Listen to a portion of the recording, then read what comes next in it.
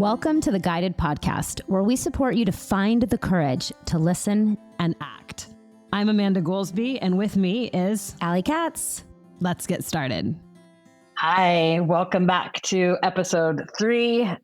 Over the last 2 episodes, you guys have heard our stories and the wild adventure of life and living the guided life that both Allie and I have gotten to experience.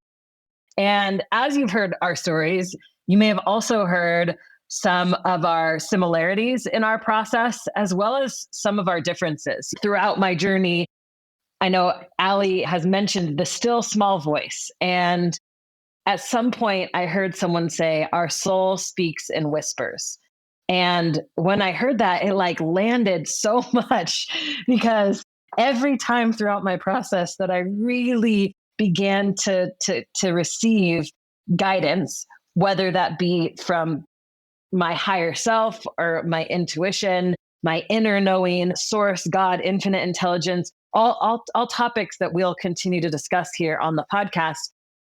It wasn't often, very rarely did it come in an extremely loud bang. Although what I found in my own process was that as I got more still, as I created space to be in nature with consistency, as I created space to go on long, slow walks rather than pounding hard workouts every single day, really gave myself space to sit in silence, in meditation. In 2014, I began learning about meditation and began a meditation practice.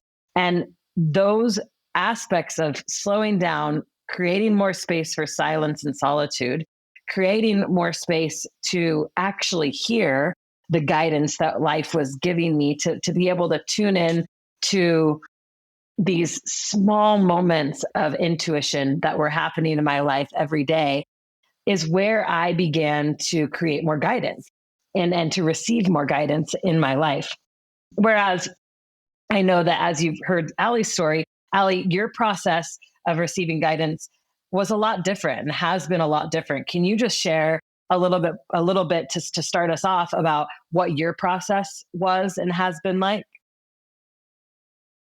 Yeah, I love hearing about how it's been for you, so that I get to really see what it is that has created a reality where at 34, you are experiencing what I'm experiencing at 50, right? What is it that made it so that you get it so much faster than I got it? And I think it is that I didn't know how to slow down. And I didn't feel as if I had the luxury, actually, to slow down. So I had to learn how to listen through the movement. That I was a mom of 2 kids. I was building my business. I was the breadwinner in my family. I had all 3 of these people that I love so much depending on me and counting on me financially. And it was very clear to me that I was on what I understand now to be this householder path of how do I, and I don't even know if I thought of it as be on an awakening path. I don't even know if I thought of it at that time, but eventually I learned, oh, this is a path of awakening. I'm awakening. Well, I read all these books about that we need to be able to get quiet. We need to be able to meditate. I don't have the time for that. So how can I awaken anyway? And I began to recognize that I can do it through this householder path. That's the way that I held it all these years. And the householder path for me was taking moments of what I now know and understand to be stillness or presence in the midst of the chaos. So my kids are screaming for my attention. I just got home from work. I had this super packed day, and I just got home from work, and my kids really want my attention, and I can feel the trigger. Now I understand. I didn't know this was a trigger back then. I can feel the trigger rising inside of me, the reactive energy of I'm going to explode. I cannot take this. And using that as a practice moment to stop and say, okay, I'm getting really charged in this moment. And rather than screaming or snapping, because that's what my reactivity would want to do, that would be the moment that I actually got to practice being quiet and stillness and coming within and listening. And for me, I did often get really loud messages because I think that's the only way that my still small voice knew how to get through to me. And one day I recognized that it had always been talking to me. It was just talking to me in a really harassing voice because, like, when you have a little kid, you recognize that the little kid is trying to get your attention. It's trying to get your attention. It's trying to get your attention. And eventually it starts using really bad behavior to get your attention because the good behavior didn't work. And so now it's like pulling on your clothes and grabbing your shirt and pulling your hair and throwing things at you because you didn't hear it. And so my still small voice began with, well, the first times I started to hear it was through, you're so stupid. You're dumber than everybody else in the room. You're never going to be able to do this. You failed every exam. That was my still small voice. I just didn't know that that was my still small voice. It was, though. And eventually what I came to understand is that that voice speaks to me through people coming into my life. And if I can get quiet, like you've described, and if I can make space, it gets to come to me much more quickly and much faster. My voice has had to take this roundabout path. I don't know if you ever heard this analogy, and I can't remember where I learned it along my path, but I think that it's going to resonate, which is to start with our soul speaks in whispers. It's like when life is trying to get your attention and there's a message for you, life starts with a feather. And the feather's just like gently touching you. And is, hey, Amanda, or hey, Allie, are you listening? Are you listening? And if you don't listen, pretty soon a brick hits you. And the brick hits you upside the head and is, hey, are you listening? Life is, are you listening? And pretty soon, if you don't listen, then a semi truck comes and hits you. And it's the feather, the brick, or the truck. And it sounds like your process was heated with a lot of trucks. It required a lot of semi trucks to come in and hit in order for the noise to be loud enough to get your attention. And it sounds like there was also an aspect of what you shared when you said there was this voice inside.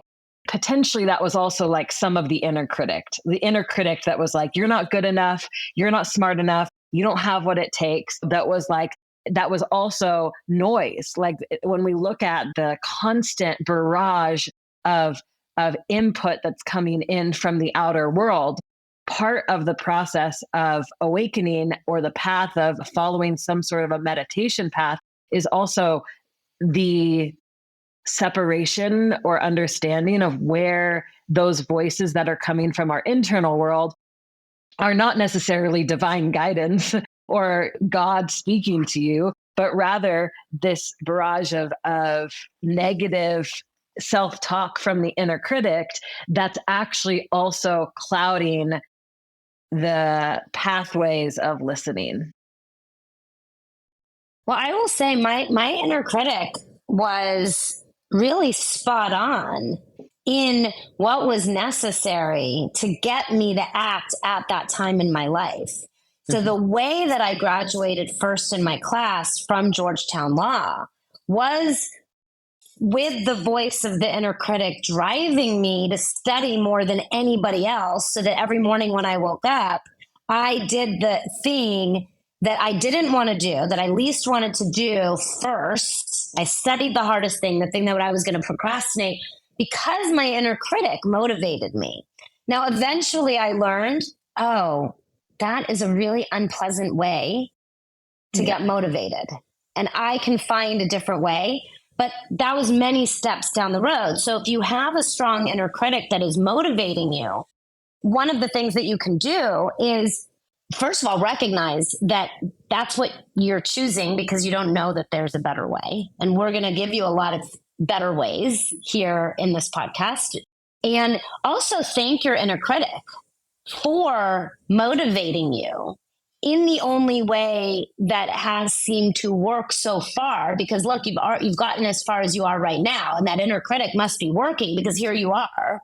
In the same way that we have to thank our ancestors for the survival strategies that are really, we could look at them now and be like, oh my God, that was horrible behavior, ancestors, but it got us here, like in my case, stealing, right? My dad stole from people, survival strategy. Other people's families might have killed people. Other people's families might have lied or cheated. But those were survival strategies that our ancestors needed to use to get us here. Just like that inner critic is a survival strategy that our internal needed to use to get us here. So we have to thank it, like it got us here. And I think you're going to learn here some much better strategies so that you can listen to the whispers of that feather instead of having to wait for the brick or the truck. And Amanda, speaking of that, I'll tell you a little story here that happened yesterday, because this exact thing came up. I was with one of our mutual friends, Alan, and we were leaving Matt's house in the truck, and we had to open the gate manually in order to leave. So we get out of the truck and we walk up to the gate, and we're opening the gate together. And my middle finger here, got smashed into the gate. I don't know if you can see this cut right on my knuckle, like literally got smashed into the gate. And as that happened, it started bleeding, and we got into the car because we were late actually to where we needed to go. So there was like no time to stop and deal with this other than get in the car, wrap the baby wipes around my finger and drive.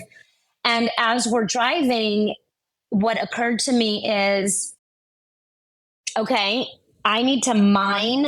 And by the way, this is one of the ways that life communicates: through an injury, through an illness, through crisis. Life communicates through crisis. So as we're driving, what I recognized as I'm feeling the pain wanted to distract me. And I was like, no, I'm actually going to utilize this. And I did a process that I learned that I'll share with all of you here, where I took the pain, the sensation, and I put it in a bubble. So I imagined a bubble, and I took the sensation and I put it in the bubble, and I asked the bubble to go out into the universe and search the whole universe for a key and exchange the pain, the sensation, for this key. And then the key would come back and give me the message of what just happened. Why did that happen? What was there for me to learn right there? And it came back with the message that often an injury will tell us, which is slow down. You got to slow down a little. You got to slow down a little. You got to use your attention a little more intentionally or wisely. And great. I can take that as that's kind of a little bit like a brick. Maybe I've gotten the feather whisper of that in this past week, although I couldn't really find it. That was one of the things Alan asked me. He's like, have you already gotten the feather whisper of that message? I was like, no, maybe this is it. But what I don't need is the truck. And I'm going to get this message right now, because when we don't, it will come in the really loud voice. And I think what you probably heard in my story is the times that it did have to come in this really loud, booming voice, which has been great. But at each of those times, I've been at a point of devastation, a point of complete and total despair, a point of, I don't know how I can go on. Please show me the way. Please show me the way. Please show me the way, because I'm done otherwise. And the loud voice has come in those moments. But if I could have learned to pray sooner, to get quiet sooner, maybe it wouldn't have had to get to that point. And Amanda, that's what I think I'm hearing from you, is that you've really cultivated more space for prayer, more space for listening. And what I hear is that when you go to nature and you go on long, slow walks instead of pounding hard workouts, that's really what you're doing, is you're creating space for what I consider to be prayer. Yeah. Show me the way, show me the way, show me the way. I think most of us have learned to pray by like, please give me this, or God help me, or gain this thing. But for me, prayer is just listening. My prayer, and quite often my mantra, is I am listening. I am listening. I am listening. I am listening. And I've had so many hours throughout my journey where I will literally just go on a walk for an hour and walk with my hands facing upwards to the sky and repeat that mantra. If someone was watching me, they might think, what the heck is that woman doing? But just repeating that mantra over and over again until I'm in a state of trance, or I'm kind of in a state of no mind. I'm not thinking. I'm not going through all the stories in my head about what comes next and what's happening in my day and what did I do yesterday, but I'm really in the present. And then just allowing that listening to see what comes through. And it's been the pathway of what's guided me many times of where to go next, where on my path is life guiding me to be physically, what physical space am I meant to be living in, and where and when and why, and just without knowing all the answers. But I'm curious with that happening to you and you receiving that message, because I'm sure there's a lot of people listening who maybe already know, I've received that message, or I've had an injury or an illness, and life is asking me to just slow down. And so I'm curious, what does that tangibly then look like for you this week to say, if I got this message that life is asking me to slow down, then what does slowing down look like to you this week? Well, it was really yesterday. It was really, for example, not putting a 2-hour podcasting recording session on the calendar for yesterday, like remembering, it's Sunday. I'm going to actually put nothing on my calendar today. I'm going to let today be a real white, like what wants to arise day, instead of having to be here. And instead allow myself to be guided through the day, because normally the way that I have learned to be extremely productive, you see it, is everything is calendared out, back to back to back to back. Review tasks, calls with my team, events to go to, things to get done. It's all on my calendar, back to back to back to back, which is fantastic for being really productive and getting a lot done. And what I was able to see is on a Sunday especially, need a day of the week that isn't scheduled. It is scheduled. It's scheduled with a do not schedule anything on this day. Instead, allow yourself to be in the open space of, what does my being want to do now? Yeah. And we went to this future self guided session, interestingly enough, where we were facilitated at a festival here in Nosara, the Vive Tomorrow Today Festival. And we got to drop in on this hour and a half guided meditation, which was fantastic, and got some really great messages there, which is, by the way, another way, right?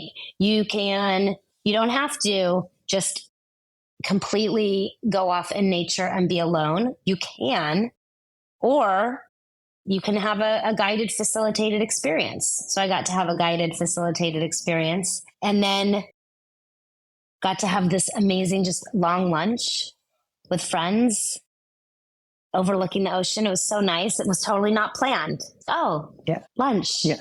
And luxury of the time. And then got to dive into the ocean, and then got to go see a beautiful land project. And that was able to all emerge from not having things on my calendar and just allowing what wanted to happen. And the balance of that is I don't do that every day. Because if I did that, what I have found for my own life is that if I just allowed that to be the case every day, I wouldn't actually be able to achieve my goals. Mm-hmm. Because then every day becomes, oh, what do I want to do now? Too emergent.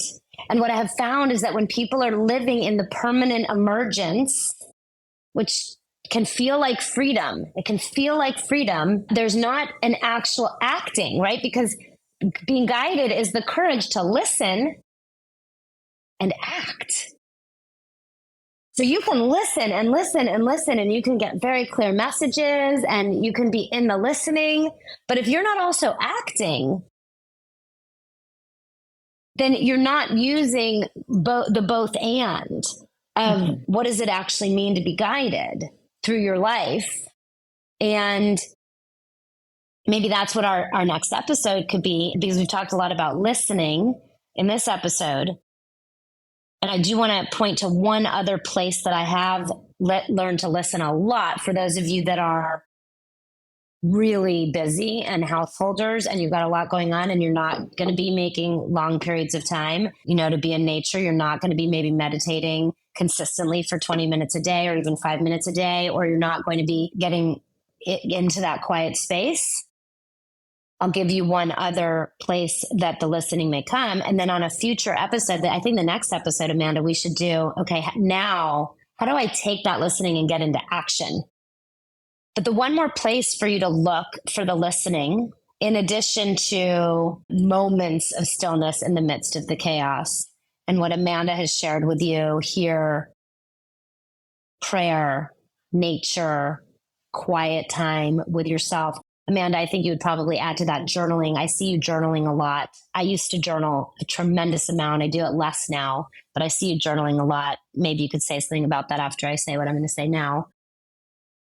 I got a lot of my messages, a lot of my listening actually came through other people. So if you remember in my story, I found my very first coach and my very first vision of having my own business through attending a women's event and hearing this branding woman do a talk about her branding business and process. But I didn't hear any of that. I just heard her talking about working from home, loving her clients, being able to be there when her son got home from school. And that was me being guided into my own business through her talking. When I first learned about human design, a man came to me in my inbox and said, hey, you are operating outside of your human design and you need to stop because you're hurting yourself and others. That was through another human. So a lot of time my messages will come directly through other people. The hard part, how to discern when a message is coming through clean and you want to listen to it, or when a message through somebody else is actually not in service to you and they're using tools to get the message to you for their best interest and not your own, to take something from you. In this case, that's one of the most important things you can learn to listen to, because there's a world full of people trying to get your attention in ways that are not in your best interests, for their best interests. And so you learning to listen and discern, and that is really important. But maybe before we go today, Amanda, you can say something about journaling, because I see you journaling a lot. Do you have a specific process that you are using when you're journaling, or are you just writing? Journaling has been a tool that throughout my journey, I would say I've utilized more heavily at certain times and less at others. And I've utilized many different processes. Sometimes I just do a free flow stream of consciousness. What is in my consciousness? And I think for me, that's an allowing of the clearing. It's actually a tangible way that I like clear the whatever is streaming in my consciousness to create more space. And the part that you said earlier in this episode around the inner critic, it's like sometimes getting out what is happening inside my head onto paper so that I can see it, and it's not just in a looping pattern, is really helpful.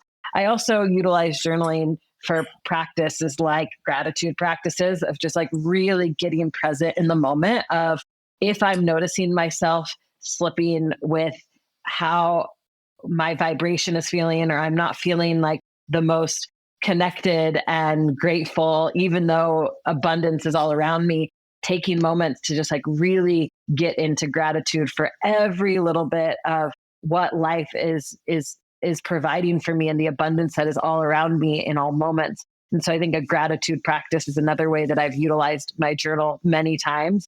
And then I would say a third is just in the power of reflection, like reflecting on how did my day go, or how did this week go, and what are my opportunities for how it can go differently in the upcoming week, for who I'm being, for how I'm interacting with the people in my life that I love, for the presence or the consciousness that I'm bringing into my interactions or my conversations, for the way, the love that I'm either showing or not showing, any resentments or forgivenesses that I like really need to clean up, any conversations that I need to have with people that are in my world. So I oftentimes will use it in like a reflection and future kind of pacing way too, to help me optimize my days or my weeks, or to really get the most out of life as I notice, wow, I just need to slow down for a moment. So it's a process to I think really slow me down in my mental body that tends to go really, really, really fast.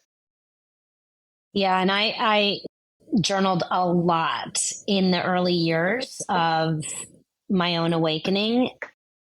I think mostly because there was so much noise in my head that I had to get out. And the best way for me to get it out was to put it on paper so I could see it and kind of separate myself from it and recognize, oh, I am not that. I am the observer of that, all that noise in my head. I'm the observer of that. I'm the watcher of that, but I am not that.